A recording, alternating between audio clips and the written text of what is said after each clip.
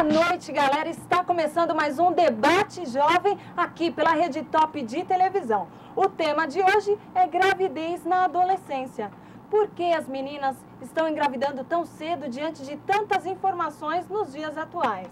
Como devemos evitar isso? Você, mãe e pai, aconselham seus filhos em casa? E isso nós vamos debater aqui com os nossos convidados. Estamos aqui com a presença da Daniele Silva. Ela foi mãe pela primeira vez aos 14 anos. Temos também a nossa psicóloga, doutora Adriana Montanhari, o sociólogo Leandro Amalfi e o Robson do Rocio, que é avô aos 35 anos de idade. Mas antes de começarmos o nosso debate, vamos exibir uma reportagem feita pela Laura Ioco lá no Parque do Ibirapuera. Saber um pouquinho mais da opinião das pessoas. É com você, Laura. É isso aí, Mona. Estamos aqui no Parque do Ibirapuera para saber a opinião das pessoas sobre gravidez na adolescência. Acho que uma gravidez na adolescência é toda uma questão de consciência. Consciência pelos seus atos, pelo que você faz ou deixou de fazer. Antes de tudo, você tem que ser uma pessoa responsável. Dá para evitar, sim, se muita gente quiser. Só que muitos adolescentes hoje em dia não se preocupam muito com isso, acham que isso é coisa muito fútil de se tratar. Gravidez pode até atrapalhar, na adolescência sim, mas você tem que ter mais responsabilidade agora, porque você está esperando um ser. Eu me preocupo muito com gravidez na adolescência. Caso aconteça alguma coisa, a gente vai resolver juntos. Essa foi a opinião da juventude aqui no Ibirapuera. Agora vamos saber a opinião das pessoas aí no estúdio. É com você, Mona. Obrigada, Laura. Vocês viram aí de casa que há muitas opiniões, inclusive de adolescentes. Mas vamos continuar o nosso debate.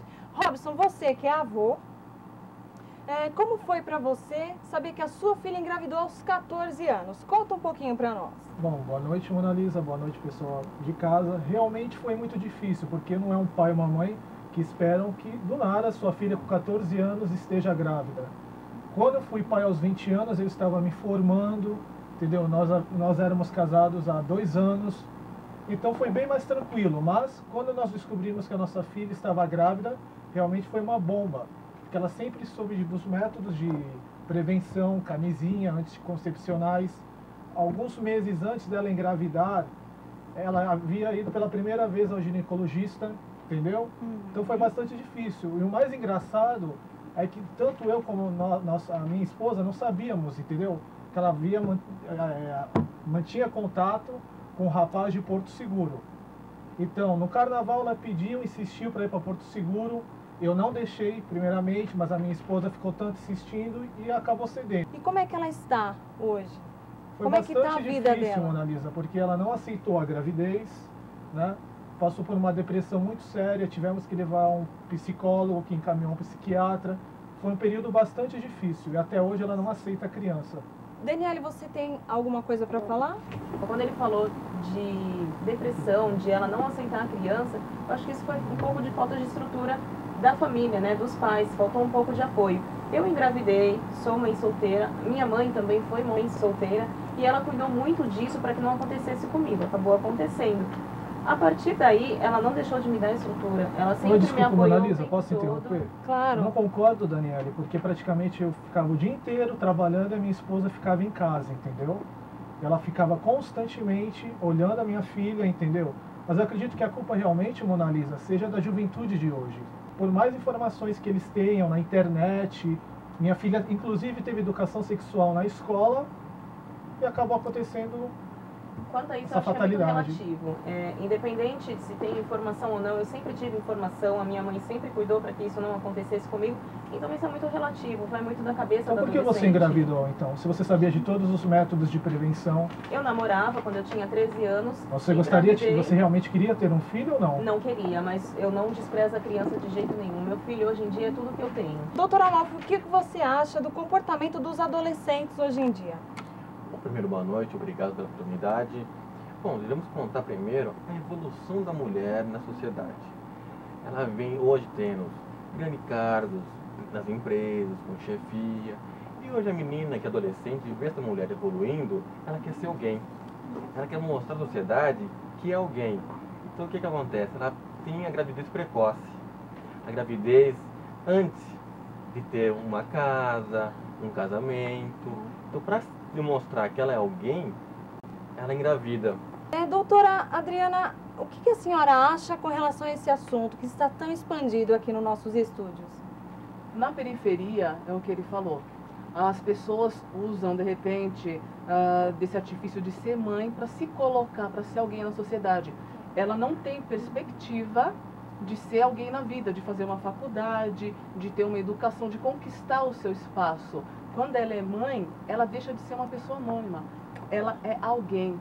Continuamos o nosso programa, mas antes vamos para um breve intervalo comercial. Não saia daí. E se você tem alguma dúvida ou sugestão, mande para debatejovem@toptv.com.br. Voltamos já já.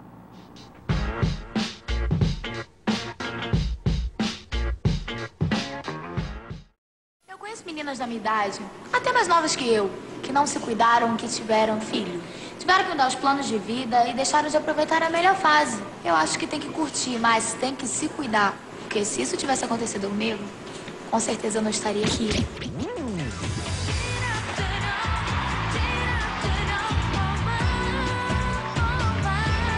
Se cuida. Gravidez tem hora.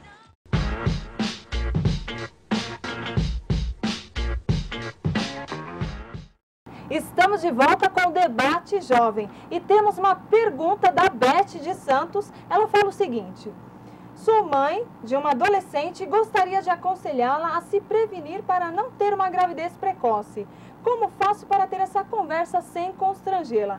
Doutora, qual é a sua opinião? Beth, na verdade, isso tem que ser cultivado desde cedo. Os pais, eles têm que se aproximar dos filhos e eles têm que conquistar esse espaço na vida dos filhos. Você pode começar, de repente, você pai que está me escutando, que está passando por isso também, pode começar desde cedo contando para o seu filho, para sua filha, coisas da sua vida pessoal, alguma coisa engraçada do namoro, porque eles vão se sentir à vontade para também dividir as experiências deles.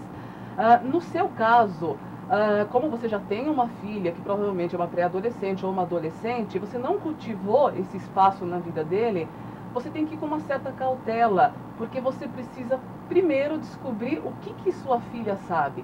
Porque de repente você vai conversar sobre isso com ela e você pode sair constrangida dessa conversa, porque de repente ela sabe muito mais do que você imagina. Robson, no seu caso, você e a sua esposa aconselharam a sua filha? Sim, nós sempre conversávamos com ela da melhor maneira possível sobre os métodos de prevenção.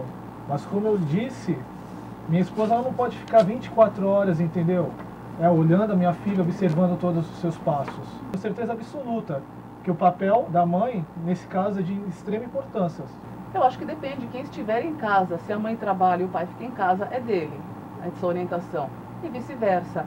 Mas isso tem que conquistar desde cedo. Não dá para a pessoa jogar a culpa na criança, nos pais. Eu acho que é uma questão de entrosamento, né?